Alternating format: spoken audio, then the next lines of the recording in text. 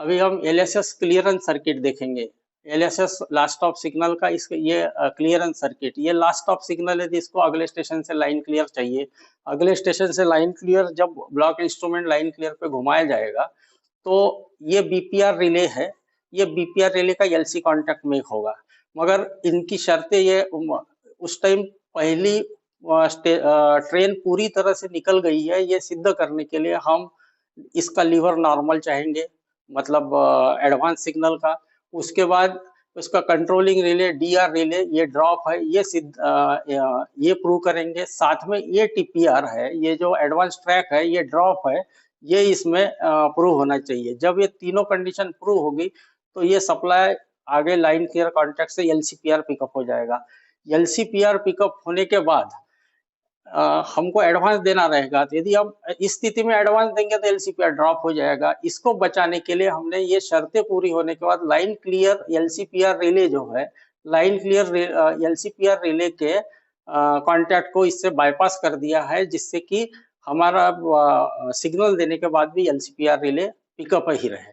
अभी line clear दिया, एलसीपीआर relay pickup हो गया, उसके बाद हम सिग्नल देंगे। सिग्नल देने के बाद गाड़ी जब इस एडवांस ट्रैक को पार करेगी, गाड़ी जब एडवांस ट्रैक को पार करेगी तो टीपीआर रिले ड्रॉप हो जाएगा। टीपीआर रिले ड्रॉप होते ही ये सभी इससे कनेक्टेड रिले SR1 SR2 उसके बाद एलसीपीआर रिले सभी रिले ड्रॉप हो जाएंगे। सभी रिले ड्रॉप होंगे। जब एसआर ड्रॉप होगा तो एसआर के ड्रॉप कॉन्टेक्ट से हमने बजर बजाया हुआ है तो बजर बजेगा। उसके बाद स्टेशन मास्टर अगले स्टेशन को डिपार्चर देगा। यह डिपार्चर 3 बीट से दिया जाता है, 3 बीट मारी जाती है तो अगला स्टेशन अपने ब्लॉक को ट्यूएल करेगा। जब उसका ब्लॉक ट्यूएल होगा तो हमारा टॉप इंडिकेटर ट्यूएल दिखाएगा और बीपीआर कॉन्टेक्ट मेक हो जाएंगे। बीपीआर कॉन्टेक्ट ट्यूएल के कॉन्टेक्ट मेक होंगे तो ये सप्लाई इस तरह से चलेगी। और एलसीपीआर ड्रॉप, चूंकि एलसी से ट्यूएल हुआ है तो एलसीपीआर अपने आप ड्रॉप हो जाएगा। एलसीपीआर ड्रॉप, डीईसीआर ड्रॉप, क्योंकि गाड़ी सिग्नल को पार किया है तो डीईसीआर ड्रॉप हो जाएगा और SR1 पिकअप होगा और SR1 के फ्रंट कॉन्टेक्ट से SR2 पिकअप होगा।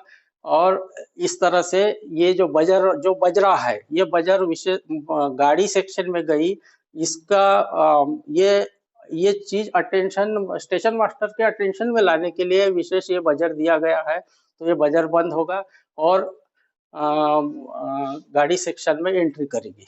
आगे ले लो, आगे और तो बता ही दिया और आगे। हाँ, अभी गाड़ी हमने पिछले एलएसएस क्लियरेंस सर्किट में देखा कि गाड़ी सेक्शन में चली गई है। अभी गाड़ी दूसरे स्टेशन पे एंटर करेगी तो यहाँ ब्लॉक इंस्ट्रूमेंट ट्यूएल कंडीशन में है।